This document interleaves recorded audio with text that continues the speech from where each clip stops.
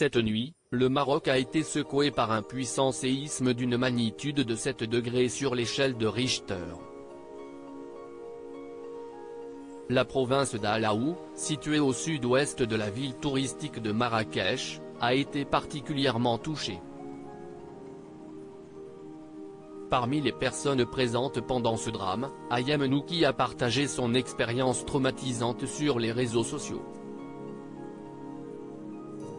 De nombreuses villes touchées au Maroc. Le Maroc n'avait jamais connu un séisme d'une telle magnitude auparavant. La secousse a été évaluée, par l'Institut de géophysique américain, USG, à 6,8 sur l'échelle de Richter. C'est plus qu'en 2004, où il avait été évalué à 6,3. Ce drame a provoqué la mort de 632 personnes, selon un dernier bilan. Principalement dans les provinces et communes d'Alaoua, Marrakech, Ouarzazate, Azilal, Chichaoua et Taroudan. Ce bilan provisoire fait état également de 329 personnes blessées et hospitalisées. Les dégâts matériels sont aussi considérables, avec de nombreuses habitations effondrées ou endommagées. Une partie du minaret de la célèbre place Gemaa El Fnas est notamment effondrée.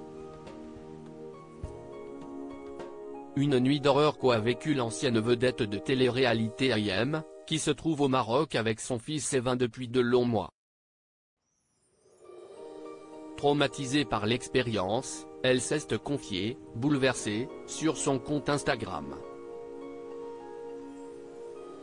Ayem Nour, présente pendant la secousse, ancienne vedette de télé-réalité, Ayem Nour, a été témoin d'une nuit d'horreur au Maroc. Profondément choquée par les événements qu'elle a vécus, elle a ressenti le besoin de partager son récit avec ses abonnés sur Instagram.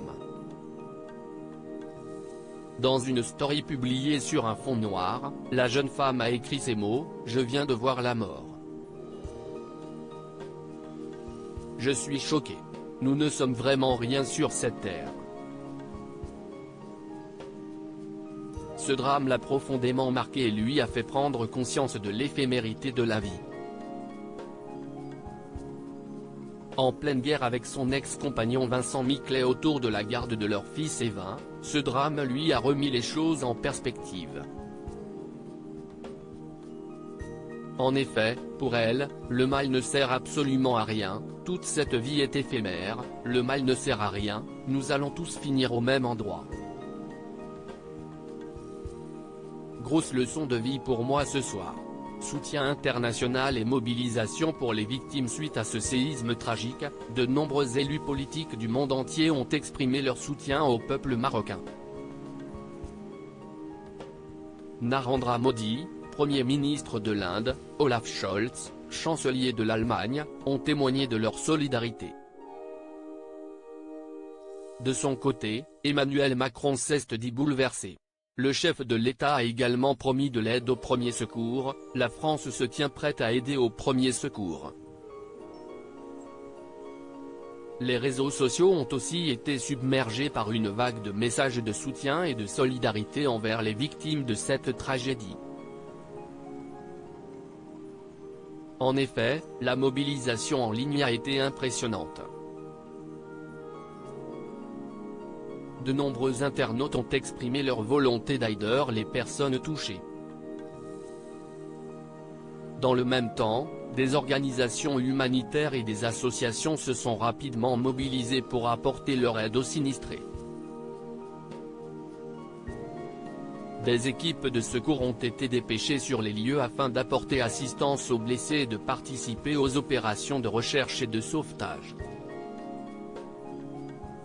Cette réponse rapide et coordonnée témoigne de la solidarité et de l'engagement de ces organisations envers les populations affectées.